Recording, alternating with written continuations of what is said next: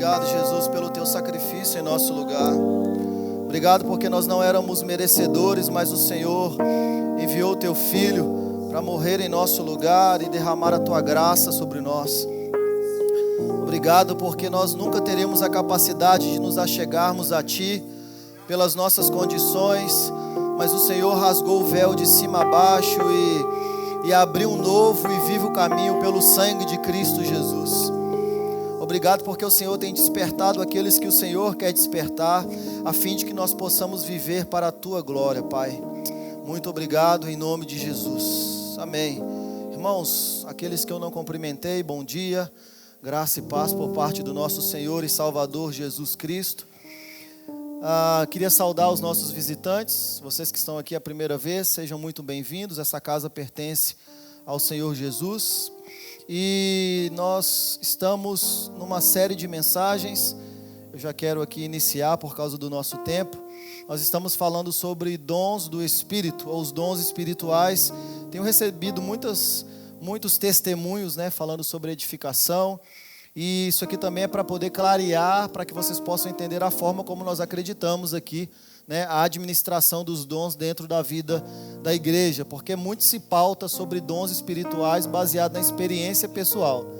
Então, o padrão de pautar alguma coisa não é a minha experiência, mas a palavra de Deus, como nós temos visto. A nossa visão é a continuista moderada, onde a Bíblia ela é o nosso padrão, é o livro canônico, a nossa unidade de medida, a fim de que nós possamos medir todas as coisas, se correspondem ou não com a palavra de Deus. Claro que eu não posso voltar aqui em tudo que já foi falado. Você que é cristão, você deve se inteirar sobre esse assunto. Vai lá no nosso Spotify, vai lá no YouTube, e acompanhe lá, se eu não me engano, são 4 episódios que nós já gravamos. Hoje nós vamos para o 5º episódio. E já quero convidá-los a abrirem Romanos, capítulo 12. Hoje nós finalizamos aí a lista de Romanos. Se Jesus não voltar antes, aí vocês ficam aí, eu vou, aí vocês ficam. Deus é mais. Romanos capítulo 12, versículos 5 a 8, é a primeira lista aí, lembra? A gente está falando sobre 18 dons do Espírito na vida prática da igreja. Então nós temos a primeira lista que é Romanos capítulo 12, depois nós temos 1 Coríntios, obrigado, e depois nós temos Efésios. Romanos capítulo 12, 5 a 8, acompanhe comigo. Assim também nós, enquanto muitos, somos um só corpo em Cristo, e membros uns dos outros, tendo porém diferentes dons, segundo a graça que foi dada. Então, só para poder recapitular, os dons foram concedidos na ascensão de Jesus, lá em João 20, 22, quando ele sopra o Espírito, e a Bíblia diz que quando ele se acende, ele concede dons. Mas a ativação dos dons se dá em Atos capítulo 2, quando nós temos o dia de Pentecostes. O dom maior, o Espírito foi dado, e com ele a sua ativação a todos aqueles que nascerem de novo. Então ele está dizendo, olha, que essa graça foi dada, e juntamente com essa graça também foi dado muitos dons, ou diferentes dons. Assim como nós somos membros, existe uma interdependência entre todos nós. Eu não sou a igreja, nós em comunidade somos a igreja. Também existe uma pedagogia de ser diferentes dons administrados e oferecidos, dados, A própria palavra dom significa presente, é uma dádiva de Deus. Então Paulo está dizendo, olha, diferentes dons, a graça que nos foi dada. Então pela graça ele também nos concedeu dons, cada um recebeu um dom. Então ele vai dizer, se profecia, seja segundo a proporção de fé, já passamos por aqui. Se ministério, dediquemo-nos ao ministério. Ou o que ensina, esmere-se em fazê-lo. Ou o que exorta, faça com dedicação. E aqui o nosso ponto de hoje, a partir do verso 8. O que exorta, faça com dedicação. O que contribui, com liberalidade. O que preside ou o que lidera, com diligência. Quem exerce misericórdia, com alegria. Então nós vamos findar essa lista aqui em nome de Jesus. Curve sua cabeça. Pai, nós te agradecemos pela oportunidade de mais um domingo onde o seu Espírito tem ressuscitado o Cristo no nosso coração, a fim de que nós possamos nos tornar semelhantes ao amado de nossas almas. A tua palavra nos ensina que nós nos tornamos semelhantes a quem nós adoramos e nós adoramos ao teu nome. Nós levantamos o teu nome aqui.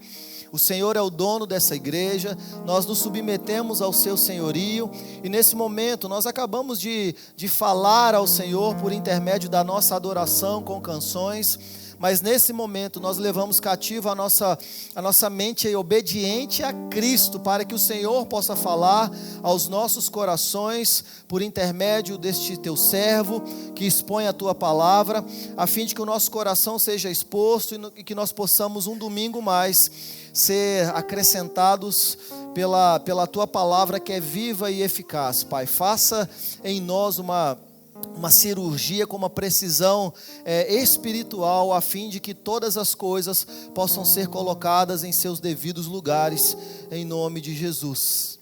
Então nós lemos aqui no verso 8, Romanos capítulo 12, verso 8. O que exorta, faça com dedicação. O que contribui com liberalidade. O que preside com diligência. E o que exerce misericórdia com alegria. Então o primeiro dom que nós vamos trabalhar aqui agora é o dom da exortação. Lá na parte A do versículo 8, exortação está dizendo, olha, o que exorta, faça com dedicação. Então, irmãos, exortar a igreja de Cristo é um dom dado pelo Espírito Santo. Eu já ouvi algumas pessoas que falaram, e da forma como falaram, acha que eu exorto a igreja por causa da minha personalidade. Não, exortar a igreja é um dom dado pelo Espírito, e eu vou te provar isso aqui nessa manhã. Este dom, ele capacita o crente a encorajar, a consolar, a admoestar, a fortalecer outros irmãos na fé. É por isso que o autor aos Hebreus, ele vai dizer o seguinte, no primeiro capítulo, ele vai traçar toda a trajetória do Cristo, que é a expressão exata de Deus, mas o autor aos Hebreus vai dizer que nós não devemos deixar de congregar, como é o costume de alguns, que já naquela época existia esse costume, e também existe esse costume na nossa época. E ele vai dizer que aqueles que deixam de congregar, eles deliberadamente escolhem viver no pecado. E por que deliberadamente eu escolho viver no pecado quando eu não estou congregando? Porque é na congregação que eu sou encorajado, consolado, admoestado, fortalecido a viver na fé. É claro que nós estamos falando de uma igreja bíblica, né, irmãos? Pelo amor de Deus. Eu não vou ficar falando sobre erros, eu preciso falar sobre o acerto, porque senão a gente não tem tempo para isso. Mas quando nós estamos numa reunião dos santos, uma igreja bíblica, esse dom ele é para nos encorajar, consolar, admoestar e fortalecer-nos na fé. Para quê? Para que possa haver um chamado à obediência e à perseverança de Cristo. Eu escuto muito isso, nossa, hoje nós apanhamos, mas a pessoa sai feliz de apanhar, né? É porque nós apanhamos pela palavra, não a fim de que nós sejamos destruídos, mas a fim de que nós sejamos transformados. Essa é a realidade bíblica. A exortação, quando fala a partir do Espírito, um dom do Espírito não é para ferir a outra pessoa. Você já foi ferido na sua caminhada cristã de outras formas, mas exortação diante do Espírito é para nos encorajar a viver na fé, na obediência, na perseverança em Cristo. Então, a exortação, ela é vital para o crescimento e para a saúde da comunidade cristã. Então, esse dom aqui, ele envolve uma sensibilidade às necessidades locais. De vez em quando eu deixo claro aqui que eu vou falar sobre algo específico que está acontecendo na comunidade específica, na nossa comunidade. Aí eu já deixo claro dizendo, olha, eu não estou dando indireta para ninguém, eu estou dando direta mesmo. Eu estou falando, isso aqui é para você mesmo. Porque nós precisamos ter a sensibilidade de reconhecer as necessidades locais e, através dessa habilidade dada pelo Espírito Santo, aplicar a palavra de Deus. Aplicar a palavra de Deus de uma forma prática, motivadora. Motivadora não no sentido motivacional, mas motivadora no sentido de que nós possamos dedicar a nossa vida. E isso tem que ser feito com zelo, com fervor, visando restaurar e edificar a igreja. Eu não sei se você já percebeu, mas eu brinco, mas é verdade. Eu começo meio presbiteriano, mas depois eu vou ficando um pouco pentecostal reformado, né? Não, a piada é essa. Mas é porque o zelo vai tomando o coração, a palavra vai enchendo o coração, a dedicação vai tomando o coração, e é difícil se nós não colocarmos fogo nas nossas palavras. Jonathan Edwards, se eu não me engano, foi quem disse: ou você coloca fogo no seu sermão, ou você coloca o seu sermão no fogo. Porque o fogo é do Espírito Santo e ele vai gerando um zelo no nosso coração. Então, esse verbo que fala sobre exortar, ele vai falar sobre parakaleo, é o verbo grego, que possui um campo semântico amplo. Eu não vou entrar aqui porque não é a prioridade hoje, mas nós poderíamos traduzir como consolar, encorajar, admoestar, chamar para perto. Então é isso que é exortar os irmãos na palavra pelo dom do Espírito. É consolar. Então consolar não é dar tapinha nas costas dizendo: mas é porque você é tão bom. Não, você é muito ruim. A sua melhor versão ainda é muito ruim. Se não fosse Cristo sendo formado em nós. Se não fosse o pouco de Cristo que já foi formado em nós. O consolar, o encorajar, o admoestar, o chamar para perto, é justamente essa função da exortação no que diz respeito à palavra de Deus. Então nós temos o verbo parakaleo, que é o verbo grego, mas nós temos um substantivo que é correspondente, que é paraklesis. E em muitas partes da Bíblia, esse termo também é referido ao Espírito Santo. Então ele está dizendo que a função do Espírito Santo de consolar, encorajar, admoestar, de chamar para perto, ele também concede, obviamente que na devida proporção. Não estou dizendo aqui que alguém que tenha o dom do Espírito de exortar, ele tenha a mesma importância, poder do Espírito, não é isso que eu estou dizendo. Mas na medida que foi concedida a alguém para exortar, ele está fazendo o mesmo trabalho ou operando no mesmo ministério do Espírito. Já que o dom foi concedido pelo Espírito, a fim de consolar, a fim de encorajar, admoestar, chamar para perto, sempre com dedicação, a vivermos uma vida de obediência. Olha o que está escrito lá em Atos, capítulo 13, versículo 15. Atos, capítulo 13, verso 15. Depois da leitura da lei e dos profetas, os líderes da sinagoga mandaram dizer-lhe: irmãos, se tendes alguma palavra de exortação para o povo, diga. Então esse dom de exortação, ele já é reconhecido desde a igreja primitiva. Nós estamos lendo aqui o livro de Atos. Então esse dom, ele vai abranger um aconselhamento. Nós podemos falar aqui de um aconselhamento pastoral, uma pregação prática de exortação bíblica. Porque dentro da comunidade nós temos a possibilidade de todos nos exortarmos. Sim ou não? Eu devo exortar vocês e vocês podem me exortar. Essa é uma realidade bíblica.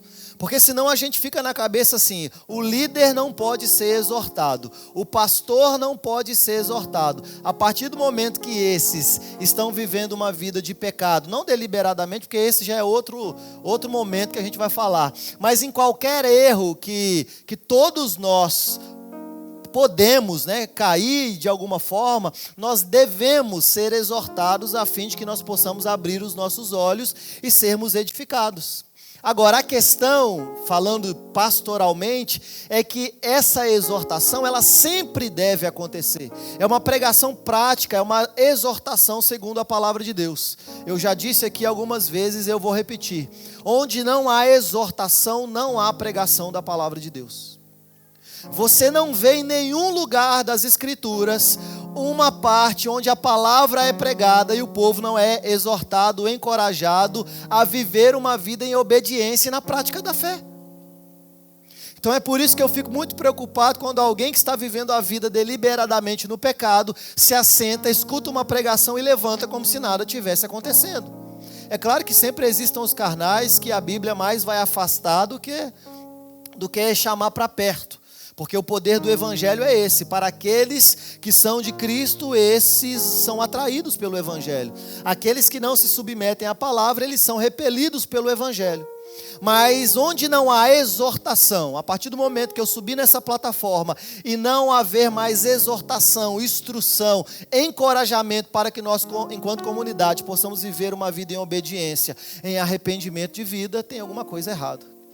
1 Tessalonicenses, capítulo 2, versículo 11 e 12. 1 Tessalonicenses, capítulo 2, verso 11 e 12. E sabeis ainda que de maneira como o Pai a seus filhos, a cada um de vós exortamos, consolamos e admoestamos. Para quê? O texto vai dizer, a fim de quê? Qual que é a finalidade de você ser exortado, consolado, admoestado? Para viver de modo digno de Deus, que vos chama para o seu reino e glória. Então nós já fomos transportados para o reino do Filho, do seu amor, já fomos libertos do império das trevas, mas existe um modo digno que nós já podemos viver, apesar do reino não estar restaurado, instaurado 100% aqui nessa terra. Mas já existe um padrão, um modo digno que todos nós devemos viver. E quando Paulo vai falar sobre essa exortação, ele está dizendo, olha, assim como um pai faz com o filho, é uma correção a fim de que haja amadurecimento. É uma correção a fim de que haja instrução, a fim de que haja uma mudança de mentalidade. Para quê? Para vivermos de modo digno, para Deus que nos chamou para o reino e para a sua glória. João Calvino, ele vai citar o seguinte, no seu comentário ao livro de Romanos. Ele vai dizer, olha, que essa exortação, ela é conforme a necessidade de cada alma, com zelo e sabedoria espiritual. Então por que é um dom do Espírito? É porque eu posso falar a mesma coisa e todos estão ouvindo, mas o Espírito Santo aplica de acordo com a vontade dele. O nosso coração é revelado, então eu posso chegar aqui e ler Salmos 23. O que está falando em Salmos 23? O Senhor é o meu pastor e nada me faltará, mas a necessidade de cada um vai fazer com que o Espírito aplique aquilo de uma forma prática na sua vida. Então não a sua necessidade é a minha necessidade ou a necessidade de outro irmão. Então nós temos essa aplicação na necessidade da nossa alma, mas não numa necessidade da nossa alma de acordo com as nossas vaidades. É uma necessidade da nossa alma para que a nossa alma possa se submeter à vontade de Deus. Se submeter ao Espírito, está falando de zelo, de sabedoria espiritual. John Murray, que é um teólogo, ele vai dizer o seguinte, olha, que esse dom ele é essencial para a maturação da igreja, sendo uma forma direta de cooperação e santificação na vida dos crentes.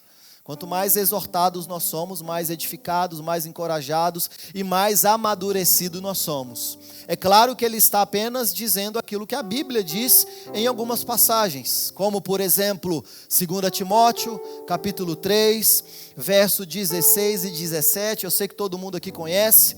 2 Timóteo 3, 16 e 17, toda a Escritura é inspirada por Deus e útil para o ensino. Eu não gosto do Antigo Testamento. Toda a Escritura é inspirada por Deus e útil para o ensino, para a repreensão, para a correção e para a educação na justiça, a fim de que o homem de Deus seja perfeito e perfeitamente habilitado para toda boa obra. Todas as vezes que você tem exposição da palavra, o que o texto está dizendo é repreensão, correção, educação na justiça. Todas as vezes que nós somos exortados, é sempre um encorajamento para que nós possamos nos tornar maduros. E é claro que isso depende de como nós vamos aplicar isso. Isso vai se estender para todo o corpo, porque nós temos isso pastoralmente, com o discernimento, com o amor, Como por exemplo, Gálatas capítulo 6, verso 1. Olha o que diz Paulo, ele é muito claro, falando, olha, irmãos, se alguém for surpreendido em alguma falha, ou em alguma falta, vós que sois espirituais, corrige-o com o espírito de brandura, e guarda-te para que não sejais também tentado. Então é claro que existe uma exortação pastoral da comunidade, mas é uma responsabilidade de todos nós de exortarmos uns aos outros quando alguém for surpreendido em falha. Glória a Deus. O problema é que isso dá trabalho. O problema é que você se envolver na falha ou na falta de algum irmão, você vai ter que se doar também para poder corrigir. Porque não é só você também apontar o dedo e falar assim, você está errando aqui. É o que você vai fazer para isso mudar. Você percebeu a necessidade, assume a responsabilidade. Não me manda mensagem falando assim, não, mas é porque o irmão, e aí irmão, o que tu vai fazer? A responsabilidade é de todos nós. Agora, para que isso existe, Pedro? Não é uma exortação a fim de expor a nudez de um irmão simplesmente por expor. Não é uma exortação para poder, talvez, tentar mostrar uma espiritualidade, não. É sempre visando a edificação do corpo de Cristo. Efésios capítulo 4, versículos 12 e 13. Efésios 4, depois nós vamos chegar lá também, não hoje, né? É claro. Efésios 4, 12 e 13. Com vista ao aperfeiçoamento dos santos. Aperfeiçoamento fala sobre a maturidade, não sobre a ausência de erros. Aperfeiçoamento dos santos para o desempenho do seu serviço. Por que eu te exorto na sua necessidade? Para o desempenho do seu serviço. Para a edificação do corpo de Cristo. Para que você como membro possa gerar vida dentro do corpo e o corpo tenha saúde, seja saudável. Para a edificação do corpo de Cristo. Até quando que a gente vai fazer isso? Até que todos cheguemos à unidade da fé, pelo pleno conhecimento de Deus, a perfeita varonilidade, à medida da estatura da plenitude de Cristo. Eu vou traduzir isso tudo aqui para você, até morrer. Até você parar de respirar. Até o seu corpo ser glorificado e vencermos de uma vez por todas a morte e o pecado. Mas qual que é a finalidade então de exortar, quando eu exorto no dom do Espírito? Edificação. Quando eu falo sobre isso, eu lembro muito de Noé. Noé, a Bíblia diz que depois que as águas baixaram, ele plantou uma vinha e depois ele se embebedou e o primeiro filho entrou e o que ele fez? Ele expôs a sua nudez, a fim de ridicularizar o pai. Então a exortação aqui não é para você expor alguém a fim de ridicularizar aquela pessoa ou você se mostrar mais maduro espiritualmente. Depois os outros filhos entram e cobrem a nudez do pai. Todos nós aqui somos cobertos pelo sangue de Jesus. Todos nós aqui, nós temos uma cobertura espiritual aqui nessa igreja. Não é o pastor fulano de tal, a nossa cobertura espiritual se chama Jesus Cristo, Filho de Deus. E porque nós estamos debaixo do Cristo, nós estamos dentro do Cristo, nós somos inseridos nele, por isso a nossa cobertura espiritual nos ensina a fim de que nós possamos expor o nosso irmão para edificá-lo. Se ele pecou na comunidade, ele vai ser restaurado na comunidade. Se você errou na comunidade, você deve ser restaurado na comunidade, a fim de que haja edificação, crescimento. Essa palavra edificação dá muito a ideia de construção. Você está sendo construído. Então, glória não é para onde nós estamos indo, glória é quem nós estamos nos tornando. É uma edificação do Espírito, mas Ele nos concedeu dons para que nós possamos ser participantes com Ele. Irmãos, Deus ele poderia fazer tudo sem vocês, e como diz aquele jogador antigo, né? Comigo ou semigo. Ele poderia fazer tudo sozinho, mas aprove a Deus a nos tornar participantes da obra dele, e ele ainda nos habilita para isso, ainda nos dá o dom dele para que nós possamos fazer isso. Então sim, se sintam privilegiados de estar numa comunidade onde há exortação pela palavra, pelo dom do Espírito, porque isso é para que todos nós possamos ser edificados, encorajados, consolados, para vivermos uma vida em arrependimento e em fé de acordo com a palavra de Deus. Isso é dom. Então é por isso que você vê que existe uma...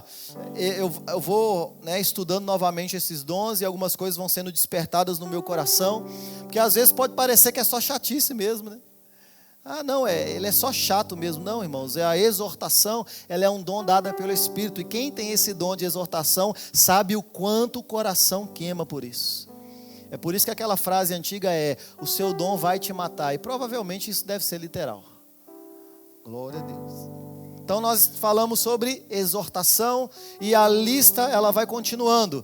A próxima lista o próximo item da lista é contribuição.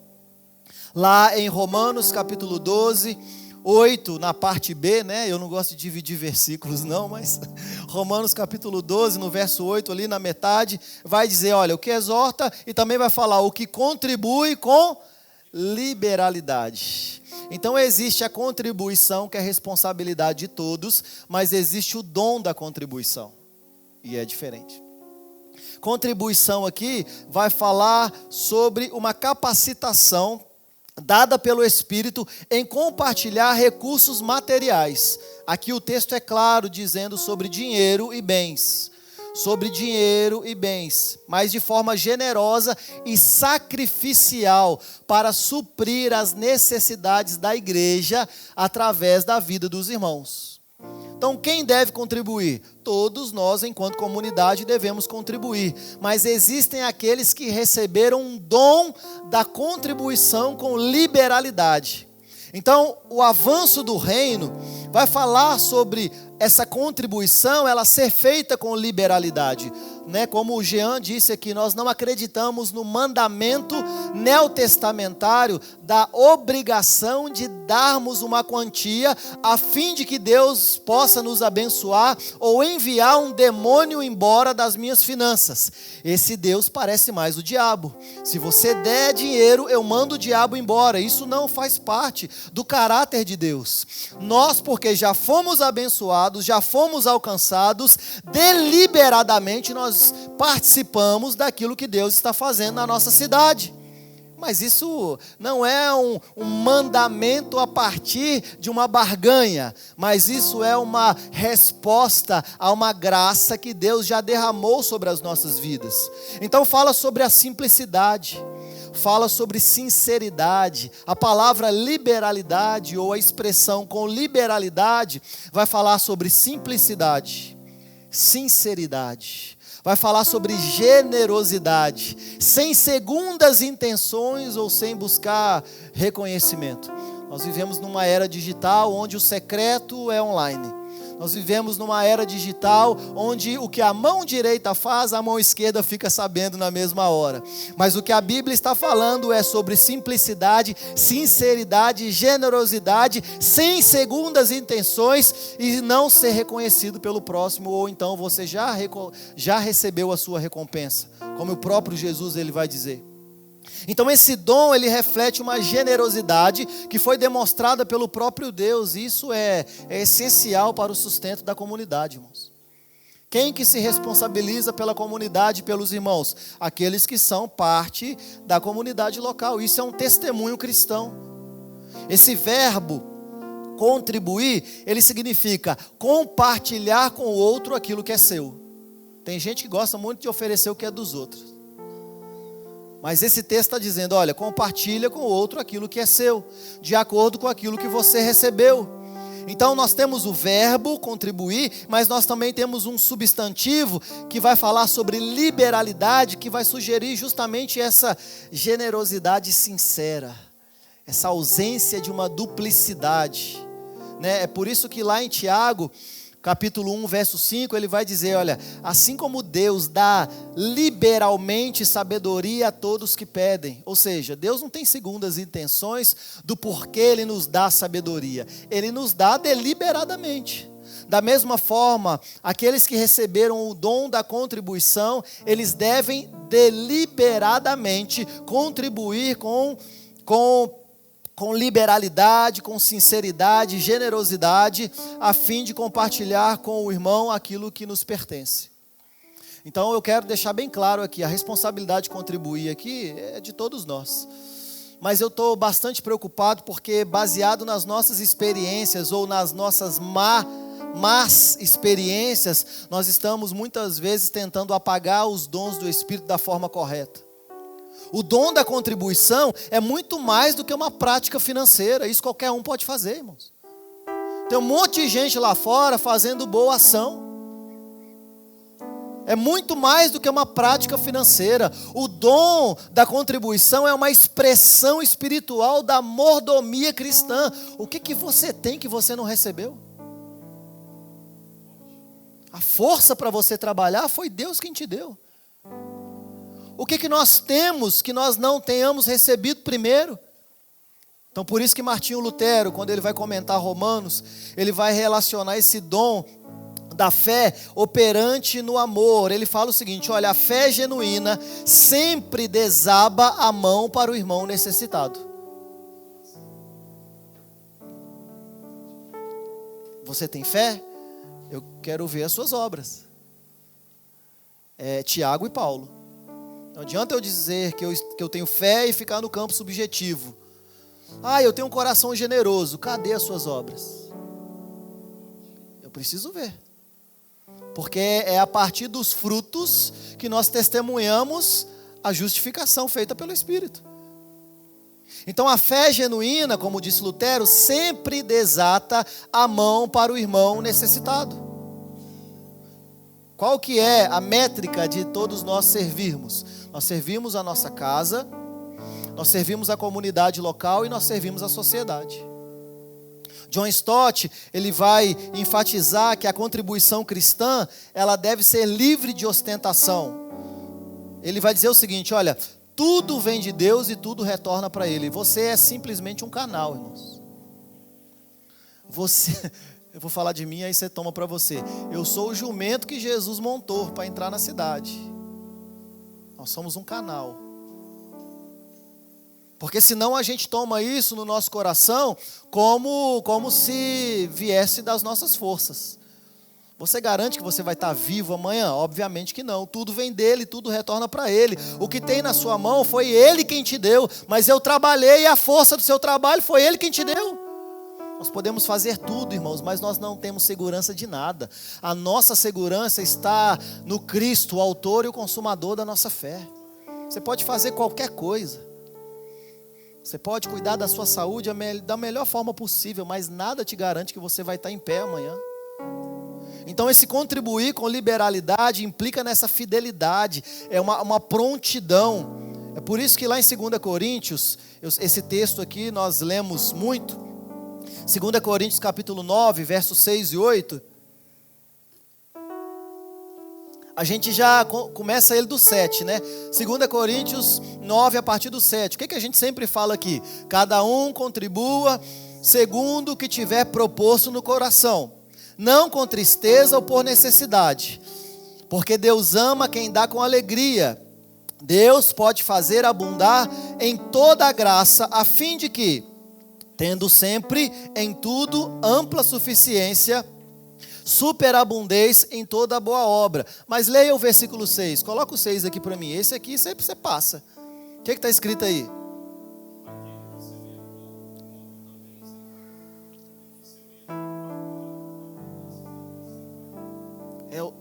Olha a revelação para vocês, o 6 vem antes do 7.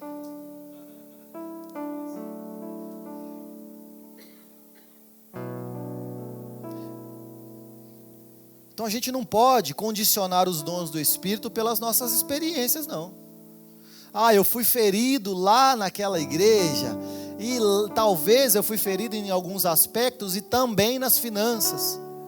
Mas a gente não pode condicionar os dons do Espírito às nossas experiências pessoais. Também quando nós falamos de dinheiro. Não é porque tem um monte de gente defraudando pessoas que eu não vou ensinar a forma correta de fazer. Porque senão a gente sai do 8 e vai para o 80. O texto é claro como água. O que semeia pouco vai colher pouco.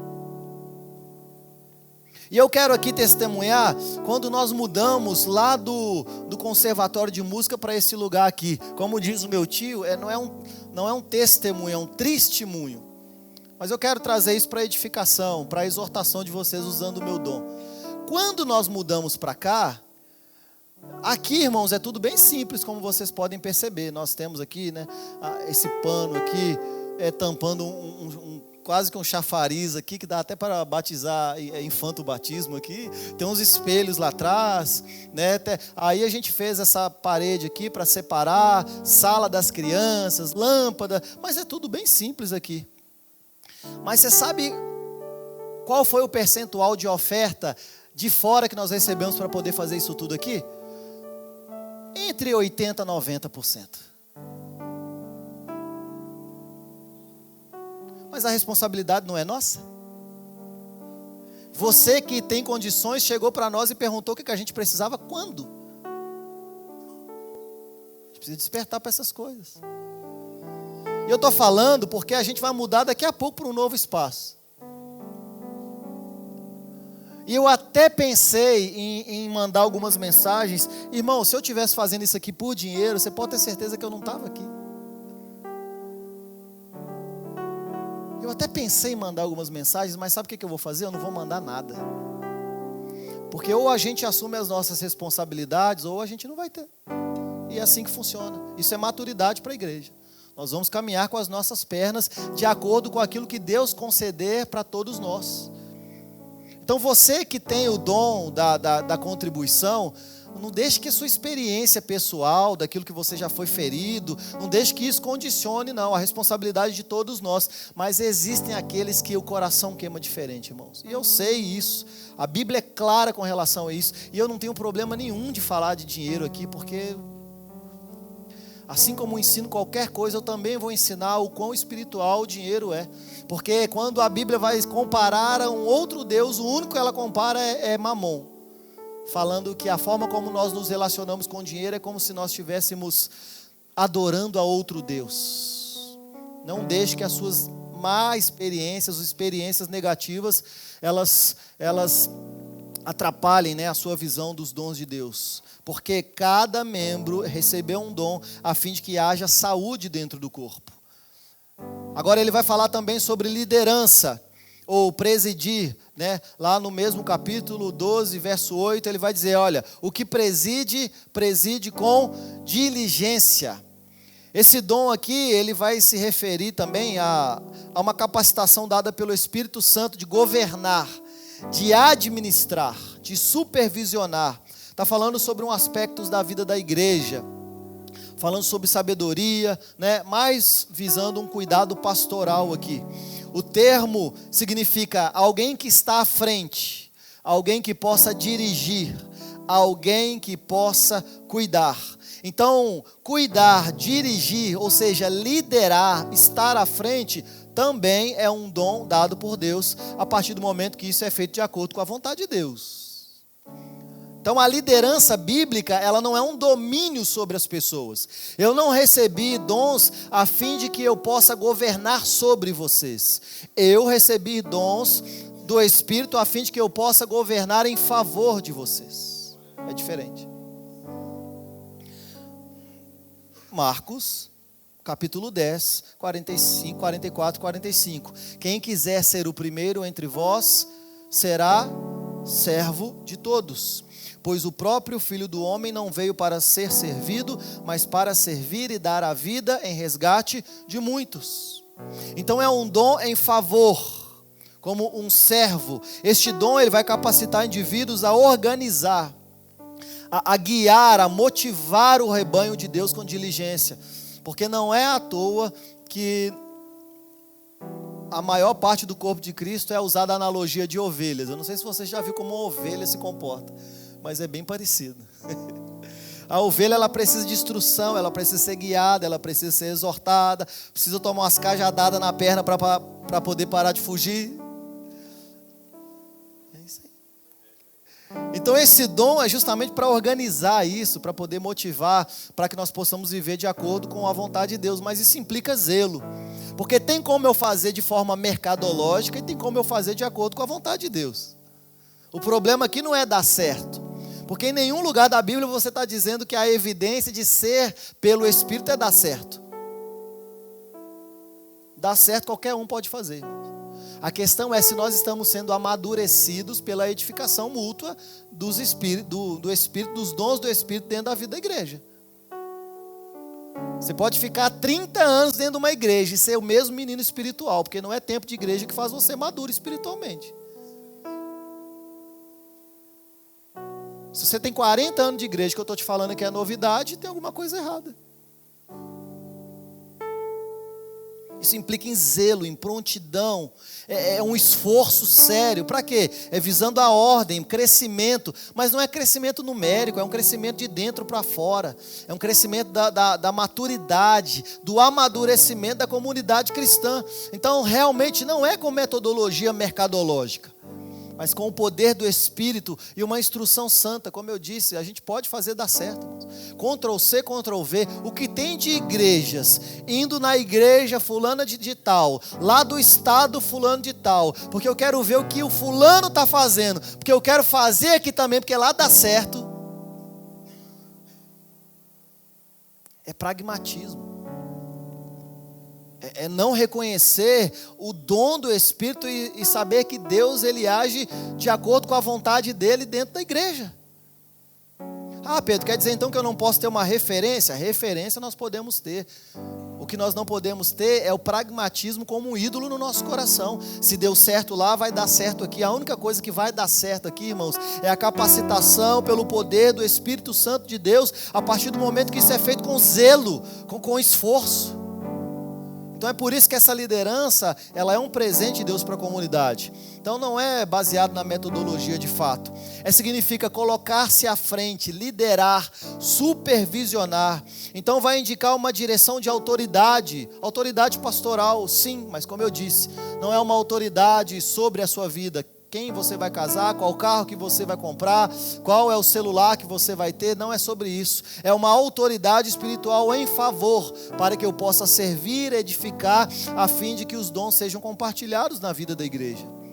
Isso tem muito a ver com o campo familiar, nós somos uma família. Então se você ama a sua família, você quer que sua família cresça. Se você ama a sua família, você quer que sua família desenvolva. E você vai fazer com que haja meios para que aconteça esse desenvolvimento.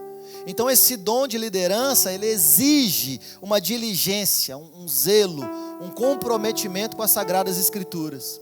João Calvino, ele vai dizer o seguinte, olha, que esse dom implica sabedoria prática e firmeza e zelo espiritual. Gosto muito desse termo sabedoria prática, porque a nossa teologia tem que ser prática. Não adianta eu ficar filosofando, falando sobre teologias e falando sobre autores, mas nós precisamos saber o que isso tem como praticidade nas nossas vidas. Tim Keller vai dizer, a liderança espiritual eficaz é aquela que serve ao corpo com integridade, visando a prontidão para suportar o peso da responsabilidade. E é justamente isso. Essa liderança cristã, ela vai refletir o caráter de Cristo como o bom pastor. Então nós temos a liderança pastoral, mas nós temos líderes dentro da igreja, a fim de que esses líderes possam refletir o caráter de Cristo, porque Ele é o bom pastor.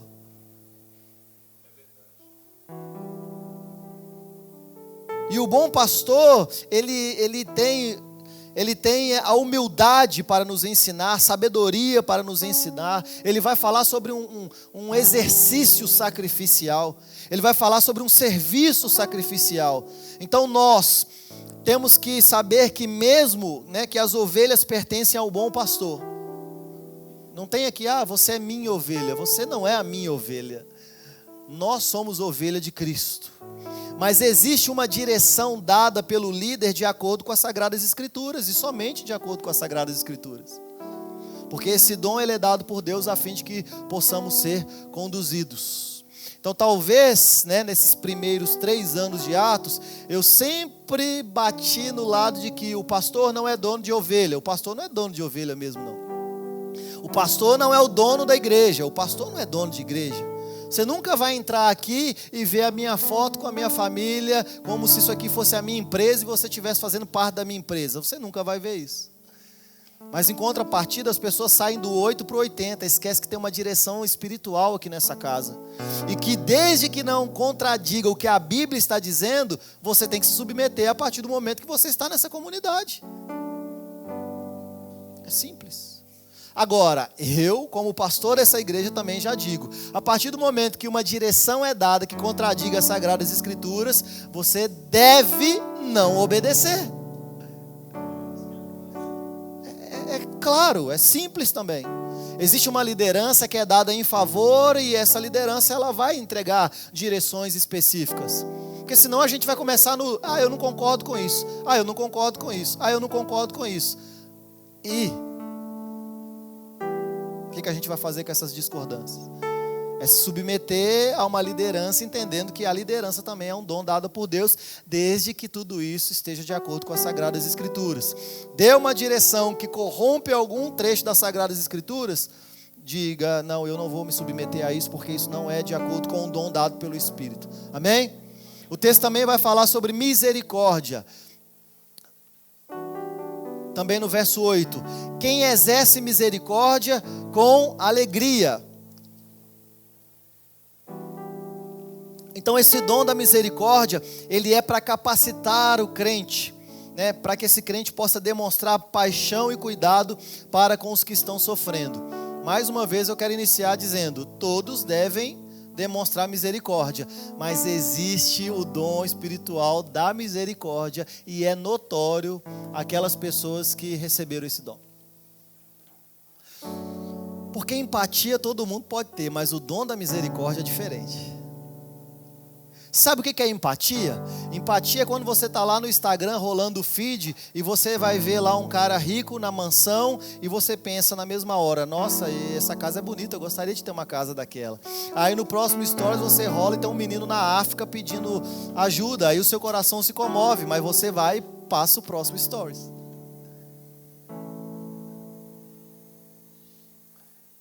É muito no subjetivo, né? É muito no superficial, é muito no... Nossa, que legal, está passando necessidade. E o que você está fazendo com isso? Todos nós devemos corresponder com isso. Mas existem aqueles que receberam o dom da misericórdia. É um cuidado ativo para aqueles que estão sofrendo. Então, fala sobre sofrimento físico, sim. Sofrimento emocional ou até mesmo espiritual. São os aflitos em suas necessidades. Então vai falar sobre a misericórdia do próprio Deus. Deus, ele derrama a sua misericórdia sobre as nossas vidas.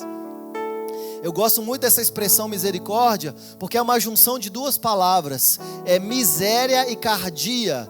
Coração e miséria. É como se Deus ele tivesse derramado o coração dele na nossa miséria. É como se ele tivesse derramado quem ele é nas nossas necessidades. E a misericórdia de Deus é renovado sobre as nossas vidas todos os dias. Essa é a causa de não sermos consumidos. Então o que Deus está dizendo que misericórdia é um estilo de vida. E se nós somos cristãos, discípulos de Jesus, nós devemos agir com misericórdia, mas tem aqueles que têm o dom da misericórdia. Vai falar sobre não apenas sentir uma pena de alguém, mas é agir compassivamente.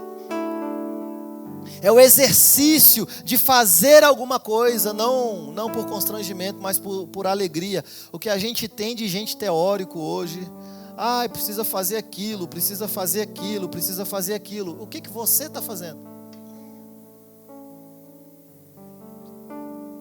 O que você está fazendo? São pessoas que não veem esse serviço como um fardo, mas é um privilégio, irmãos. Isso é um privilégio.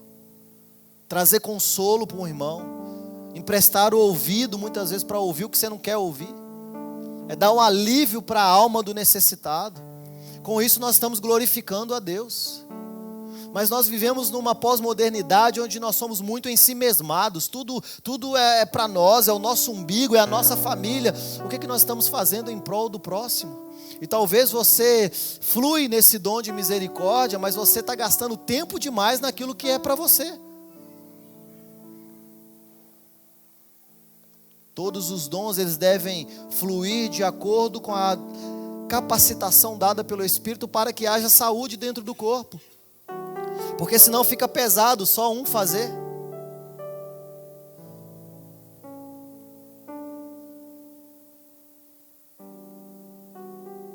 Então esse verbo, ele vai remeter a esse exercício prático de compaixão. É um exercício prático de compaixão.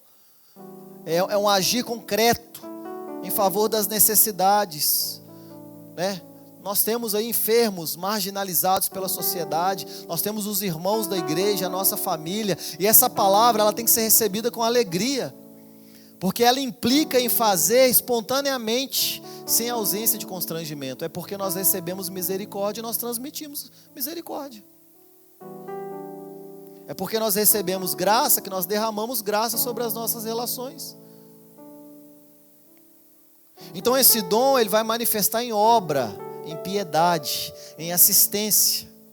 E deve ser feito com alegria. Olha o que está escrito lá em Mateus 25, do 35 ao 40.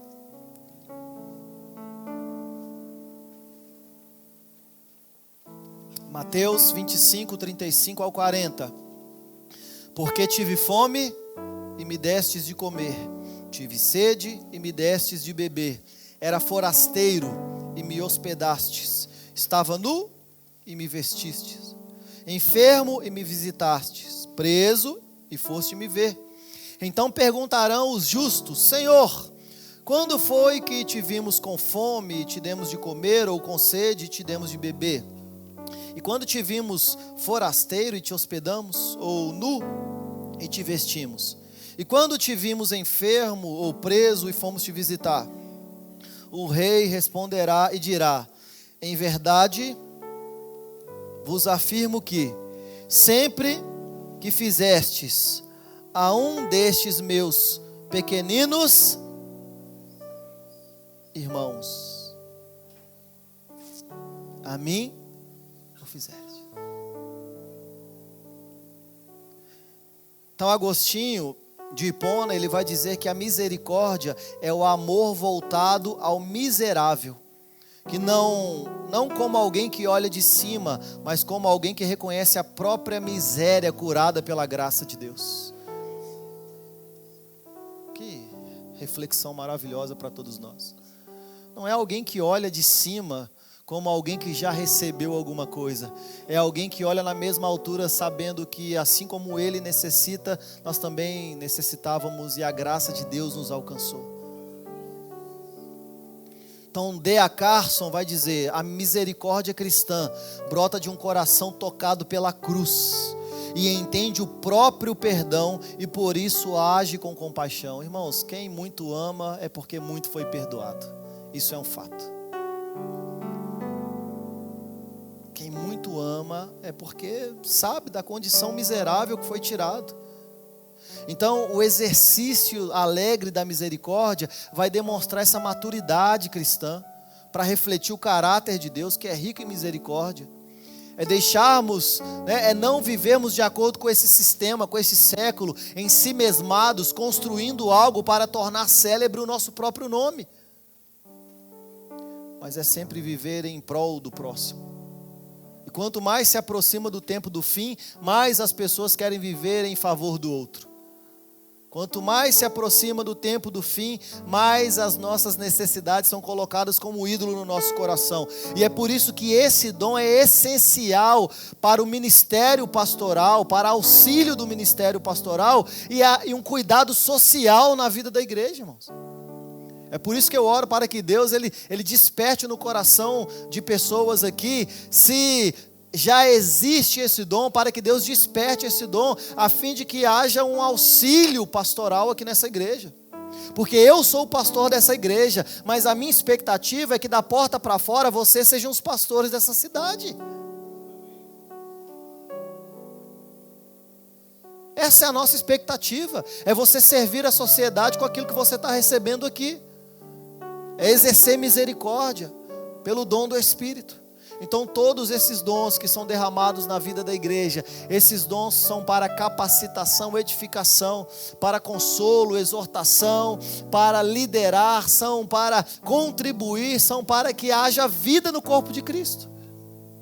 É por isso que Paulo ele vai dizer, olha, assim como nós somos muitos membros e um só corpo, a finalidade dos dons, mesmo na diversidade, a finalidade é para que haja amadurecimento na vida da igreja. Então, nesse tempo que nós estamos trabalhando esses dons, o que eu tenho orado e pedido ao Espírito é para que Ele possa iluminar os olhos do nosso entendimento, a fim de que vocês possam ser práticos na vida da igreja. Ah, mas eu não tive uma boa experiência. Irmãos, não há ferida que o Espírito Santo não possa curar nos nossos corações. Não há nada que o Evangelho não possa fazer, já que o Evangelho é o poder de Deus para a salvação de todo aquele que crê.